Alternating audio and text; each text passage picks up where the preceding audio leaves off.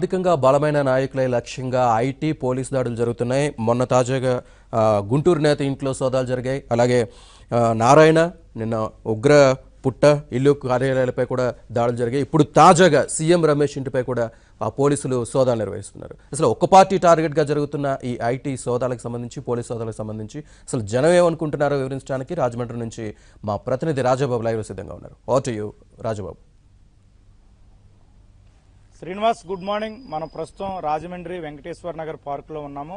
అంటే ప్రస్తుత రాజకీయ పరిస్థితుల్లో భాగంగా అంటే ముఖ్యంగా టీడీపీ టార్గెట్ గా ఐటీ దాడులు చేస్తున్న నేపథ్యంలో ఇక్కడ రాజమండ్రి వాసులు ఏమనుకుంటున్నారు అంటే ఐటీ శాఖ అధికారులతో పాటు సీఎం రమేష్ ఇంటిపై ఈ రోజు పోలీసులు కూడా తనిఖీలు చేయడం వెనక అసలు ఏంటి కుట్ర అనేది ఇక్కడ రాజమండ్రి వాసులు ఏమనుకుంటున్నారు, వారి అభిప్రాయాలు తెలుసుకుందాం. సార్ చెప్పండి, అంటే కేవలం ఒక టీడీపీనే టార్గెట్ చేస్తూ కేంద్రం ఐటీ శాఖతో దాడులు చేస్తుంది. ఇప్పుడు తాజాగా సీఎం రమేష్ ఇంటిపై కూడా పోలీసులు దాడులు చేశారు. అంటే దీన్ని ఏ విధంగా అర్థం చేసుకోవచ్చు? చాలా దుర్మార్గమైన కార్యక్రమం మన మోడీ గారు ప్రారంభించారండి. మనం చేసినటువంటి చారిత్రాత్మకమైన తప్పిదం 2014లో చేశాం. మోడీ అనే ఒక గల్లీ లీడర్ని తీసుకొచ్చి ప్రైమ్ మినిస్టర్గా కూర్చోబెట్టాం. ఆయన కేంద్ర సంస్థలన్నీ నిర్వీర్యం చేస్తున్నాడు. ఆయన ఐటీ, సిబిఐ, న్యాయ వ్యవస్థ, ఈడీ, ఎలక్షన్ కమిషన్, ఈవేళ ఎలక్షన్ కమిషన్ పరిధిలోకి తీసుకొచ్చాడు పోలీసు వ్యవస్థని. ఆ విధంగా అటు ఐటీని ఇటు పోలీసు వ్యవస్థని కూడా రెండు ఆయన చెప్పు చేతలో తీసుకొచ్చి టోటల్గా ఆంధ్రాలో చంద్రబాబు నాయుడు గారి యొక్క పరిపాలన ఉండకూడదు అనే ఒక ముఖ్య ఉద్దేశంతో మన మీద ఈ దాడులు చేయిస్తున్నాడు. అత్యంత దుర్మార్గం. ఈ దాడులను అందరూ ఖండించవలసిన ఆవశ్యకత ఉంది. ప్రతి ఒక్కరు కూడా, ప్రతి ఆంధ్రుడు కూడా ఈ విషయంలో చాలా జాగ్రత్తగా ఉండి ఈ వారం రోజులు మన కంట్రోల్లో మన వాళ్ళందరినీ కూడా కంట్రోల్ చేసుకుని మనం ఇక్కడ ఈ మోడీ గారిని పారద్రోలడానికి సెంటర్లో మోడీ గారిని, ఇక్కడ మోడీ గారి యొక్క శిష్యులు దత్తపుత్రులు ఉన్నారు. ఇక్కడ ఈ దత్తపుత్రుల్ని మనం బయటికి పంపించకపోతే అటు ఆంధ్ర ఇటు భారతదేశం కూడా నష్టపోతుంది. మనం చాలా జాగ్రత్తగా ఉండి ఈ 5 రోజులు చాలా జాగ్రత్తగా ఉండాలని చెప్పి మన వాళ్ళందరినీ కూడా కోరుకుంటున్నాం. సార్, అంటే మీరు చెప్పండి, అంటే ఎటువంటి వారంటూ లేకుండా ఈ రోజు ఉదయం సీఎం రమేష్ ఇంటిపై 50 మంది పోలీసులు వెళ్లి అకస్మాత్తుగా తనిఖీ చేయడాన్ని అంటే ఏ విధంగా అర్థం చేసుకోవచ్చు? అంటే భయభ్రాంతులు గురి చేయడాన్ని ఏ విధంగా అర్థం చేసుకోవచ్చు? ఈరోజు మరి ఈ వ్యవస్థ చాలా దారుణంగా ఉందండి. మరి ఇవాళ ఈ ఇన్కమ్ ట్యాక్స్ కానీ పోలీస్ డిపార్ట్మెంట్లు కానీ అందరిని కూడా ఇలాగా తెలుగుదేశం క్యాండిడేట్స్ని ప్రత్యేకంగా వాళ్ళని టార్గెట్ చేసి చాలా భయభ్రాంతులు చేస్తున్నారు. ఇలాగా ఇది చాలా హేమైంది. ఇన్ని రోజులు ఇప్పటి వరకు కూడా మేము ఎప్పుడు ఇలాంటి రాజకీయంగా మేము ఎప్పుడు చూడలేదు. ఇలాగా చాలా దారుణంగా దుర్మార్గంగా చేస్తున్నారు ఈ రాజకీయాన్ని. అందరూ కూడా ప్రశాంతంగా శాంతంగా అందరూ చక్కగా చేసుకోవచ్చు, అందరూ ఎదగొచ్చు. తెలుగు రాష్ట్రాలు రెండు కూడా ఎదుగుదాం. ఇవాళ చూస్తుంటే మన పక్కన పొరుగు రాష్ట్రమైన మరి కేసీఆర్ గారు చూస్తే ఎంత దుర్మార్గంగా ప్రవర్తిస్తున్నారో చూస్తున్నారు. ఇవాళ మీరు ఎందుకు రండి, పెరుగుదాం, తెలుగువారిగా వెతుకుదాం, ప్రపంచాన్ని సాటుదాం, మనం తెలుగువారిగా గర్వపడదాం. మనం ఎందుకు ఈ రాజకీయాలు, ఈ లంగా రాజకీయాలు మాత్రం మానుకోవాలి. కేసీఆర్ గారు మీరు కూడా మీకు చెప్తున్నాం, తెలుగువారిగా వెలగండి, మేము సంతోషిస్తాం, మేము ఆహ్వానిస్తాం మిమ్మల్ని. ప్రతి దాంట్లో కూడా ఎదుగుదాం. మనం ఇలాంటి రాజకీయాలు చేయొద్దు, ఇలాంటి లుచ్చా రాజకీయాలు కూడా ఎప్పుడు కూడా చేయొద్దు అని చెప్పి మనవి చేస్తున్నాం. చాలా మీకు ఇదే మనవి చేస్తున్నాను. మీకు చాలా చక్కగా మనం ముందుకు వెళదాం. ఈ రోజున కూడా ఇక్కడ స్థానిక నాయకులు కూడా ఇక్కడ గౌరవం లేకుండా పోలీసు వారి మీద కూడా వెళ్ళి పక్క రాష్ట్రం మీద కంప్లైంట్లు చేస్తున్నారు. ఏంటండి ఈ వ్యవస్థ ఏంటి? అందా కూడా ఇది లేదా మనకి? అందుకని నేను సవ్యంగా చెప్తున్నాను, చక్కని రాజకీయం చేద్దాం. సార్, అంటే మీరు చెప్పండి, అంటే ప్రస్తుత పరిస్థితుల్లో ఎలక్షన్స్ జరుగుతున్న నేపథ్యంలో ఈ రోజు ఉదయం అంటే పోలీసులు ఒక ఎంపీ ఇంటికి వెళ్లి ఆకస్మికంగా తనిఖీ చేసి భయభ్రాంతులకు గురి చేశారు. అంటే ఇటువంటి పరిస్థితి అసలు భయభ్రాంతులకు గురి చేయడాన్ని కరెక్టేనా? చాలా తప్పు. ఎందుకంటే నేను 70 ఏళ్ళ నుంచి, నాకు 72 ఏళ్ళు, చాలా ఎలక్షన్ చూస్తాం. కానీ ఇంతవరకు దాడులు ఎప్పుడు చూడలేదు. కసుంటే వేరు చేసుకోండి, అంతేగాని కావాలని మీరు టీడీపీ నాయకుల మీద, టీడీపీ వ్యక్తుల మీద, టీడీపీ పార్టీ వాళ్ళ మీద ఇలాంటి చేయడం తగదు. అయితే మీకు ధైర్యం అంటే వైసీపీ జగన్ దగ్గర వెళ్ళి చేయండి. ఇంకెవరు దొరకలేదా? పాప మన ఏం చేసి నారాయణ గారి దగ్గరికి వెళ్ళారు. అదేమైంది? మీరు చేసినందుకు మీరు రిపోర్ట్ ఇవ్వాలి, ఏమీ దొరకలేదని. మామూలుగా వెళ్ళిపోతే ఎలా అనుకుంటారు? మీరేమో అక్కడికి వెళ్ళి ఇక్కడ మళ్ళీ రిపోర్ట్ ఇస్తున్నారు. మీరు చెప్పండి, అంటే పోలీసులు ఈ రోజు ఉదయం సీఎం రమేష్ ఇంటి మీద వెళ్ళడం, తనిఖీలు చేయడం, అక్కడ ఎటువంటి నగదు లేదని గుర్తించడం, అంటే ఇది అంతా కూడా అభ్యర్థులను ఒక భయభ్రాంతులకు, అంటే రాష్ట్రంలో టీడీపీని టార్గెట్ చేసి టీడీపీని ఒక భయభ్రాంతులకు గురి చేసే విధంగా కూడా పోలీసులు వ్యవహరిస్తున్నారని కూడా ఆరోపణలు వ్యక్తమవుతున్నాయి.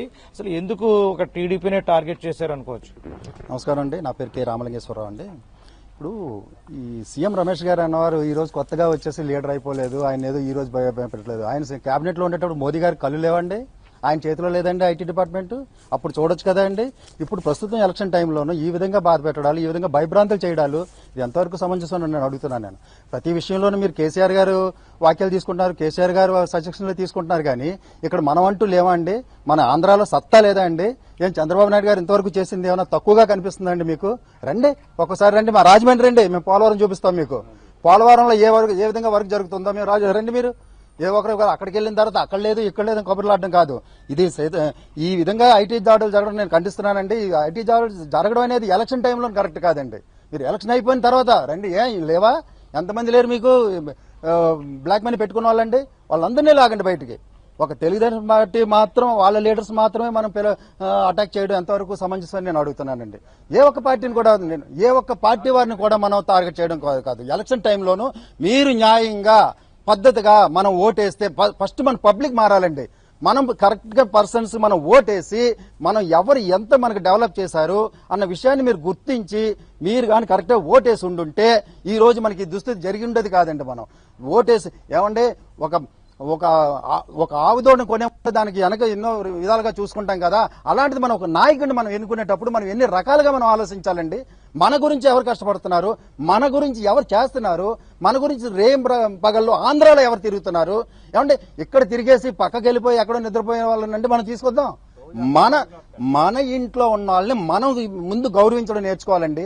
మనల్ని మనం గౌరవించుకున్న తర్వాతే మనం ప్రపంచాన్ని గౌరవించగలుగుతాం మనం. అంతేగాని ఊరికనే ఉంది ఆ కబుర్లు ఈ కబుర్లు వినేసి వాళ్ళ దాడులు వీళ్ళ దాడులు చేసేసి వీళ్ళని భయభ్రాంతులు చేసేసి ఏం మీరు సందేశం ఇవ్వాలనుకుంటున్నారు యువతకి? మీరు ఏం చేద్దాం అనుకుంటున్నారు? మీరు ప్రస్తుతానికి యువత అంతా మేల్కొండి, నా మాట వినండి. మేమా ముసలోళ్ళం అయిపోయాం, పెద్దవాళ్ళం అయిపోయాం. మీ భవిష్యత్తు మీ చేతిలో ఉంది. ఈ రోజు మీరు ఒక క్వార్టర్ బాటిల్కో బిర్యానీ ప్యాకెట్కో 500 రూపాయల నోటుకో మీరు ఓటుకు అమ్ముడిపోతే మీ జీవితం మీరు అమ్ముకుంటున్నారని నేను చెప్తున్నాను. నేను సగర్వంగా చెప్పుకుంటున్నాను. నేను ఒక భారతీయునయ్యా, నేను ఇండియన్ ఆర్మీలో సర్వీస్ చేశాను, ఒక ఇరిగేషన్ డిపార్ట్మెంట్ లో సర్వీస్ చేశాను. ఇంతవరకు మేము న్యాయపరంగానే వెళ్ళాం మేము. అంతేగాని ఇదేమి లుచ్చల రాజకీయాలయ్యా, ఒకనొకటి భయపెట్టుకోవడాలు, పక్క లీడర్లను ఇచ్చేసాడాలు, వాడి మీద దాడులు, వీడి మీద ఒకడేమో పోలీసులతో దండయాత్ర చేస్తాడు, ఇంకొకడేమో ఆ జెండాలు పట్టుకుని కొట్టిస్తారు. ఒక గర్భిణీ స్త్రీనయ్యా, గర్భిణీ స్త్రీని బయట లాగే కొట్టే అంత అవసరం మీకేమొచ్చింది? మీరు ఏమైనా ఉందా? రాజకీయంగా మీరు పోరాడండి, రాజకీయంగా మాట్లాడండి, రాజకీయంగా డెవలప్మెంట్ లో రండి. ఏమయ్య కేసీఆర్ గారు, మీరు ఎన్ని మాట్లాడుతున్నారు? మీరు పెద్ద మేధావులు అంటారు, గొప్ప వాళ్ళు అంటారు. మీరు ఎప్పుడు చూసినా మమ్మల్ని దద్దమ్మ ఎదవులు అది ఇది అని చెప్పి మీరు మాట్లాడిన వాళ్ళు, మా రాజకీయాలు మా స్టేట్ లో మీరు ఎందుకు ఇన్వాల్వ్ అవుతున్నారు? ఈ రోజు మా స్టేట్ మేము చూసుకోగలమయ్యా, మేము ఆంధ్రలో మాకు సత్తా ఉంది, మేము పాలించుకుంటాం.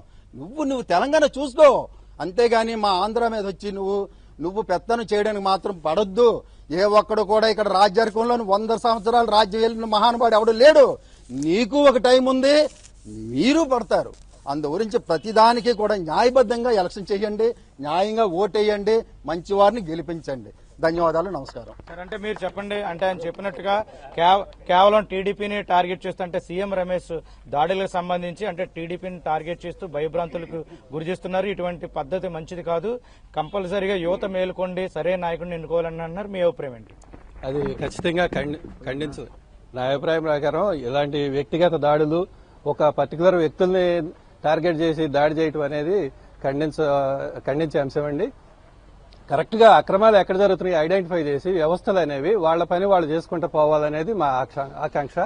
అయితే ప్రస్తుతం ఈ ఆంధ్రప్రదేశ్ రాష్ట్ర భావితరాలను దృష్టిలో పెట్టుకుని ఒక సమర్థవంతమైన నాయకత్వం లక్షణాలున్న అనుభవం ఉన్న మంచి విజన్ ఉన్న మన నాయకుడి అవసరం ఎంతైనా ఉంది.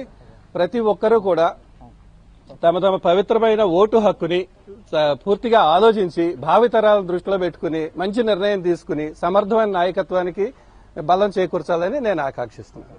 శ్రీనివాస్, ఇప్పటి వరకు కూడా మనము ఇక్కడ రాజమండ్రి వాసులతో కూడా మనం మాట్లాడడం జరిగింది. అంటే ప్రధానంగా టీడీపీని టార్గెట్ చేస్తూ ఐటీ శాఖ దాడులు, పోలీసులు దాడుల నేపథ్యంలో అంటే ప్రస్తుత రాజకీయ పరిస్థితుల్లో అటువంటి దాడులు సమంజసం కాదు. కేంద్రం ఏపీపై కక్ష బట్టి ఏపీని అన్యాయం చేసేందుకు కూడా మోదీ ప్రయత్నం చేస్తున్నారు.